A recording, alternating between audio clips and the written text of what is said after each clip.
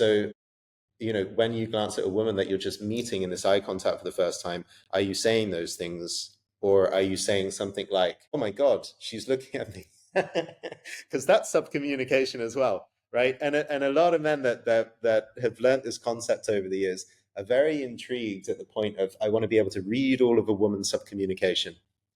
How do I know that she likes me? How can I figure out what she's thinking? This is a big question for men. How can I read through her demeanor what her experience is? But as you're reading her, you're kind of, what you're subcommunicating back to her is that you're trying to read her and you're trying to figure it out and you're watching, but you don't load your own communication with anything. So you might Yes. be being able to read her language, but she's seeing a guy who's just reading her and not actually That's right. speaking. You're not Right? projecting. You're just looking. You're just looking at her. That's a big difference. I'm not looking. I'm intentionally Saying things. driving quantum mechanical photons toward you, my dear, and I want you to feel it. I'm putting a vibration through, because everything's a field, like, and I'm it's a photoelectric field where I'm looking at you with intention, and this intentionality in my expression, because I want you to feel something when I look at you, and I'm doing that on purpose. That's manifest. It's not something that just happens because I notice a girl and I'm consciously trying to say something and communicate. I can feel my communication. This is what I'm trying to say. I've said to men for years, imagine the waitress came up and you had to say to her, I like your smile, I like your hair, and I like your dress, without saying a word. How would you do it? How would you communicate that?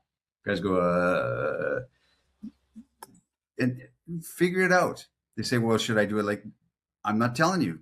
How would you do it if you had no other way of saying it? How would you do it?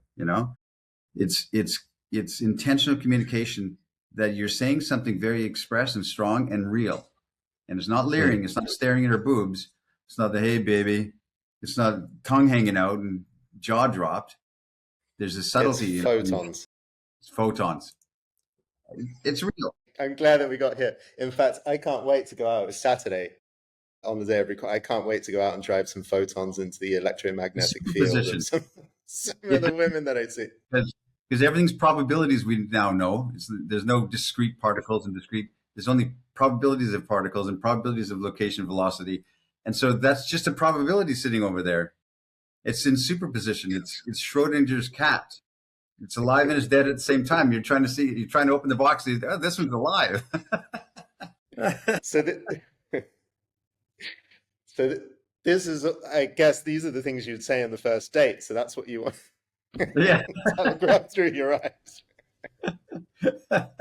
You're my girl. I'm not my girl at the same time. Which is it? She's both at the same time until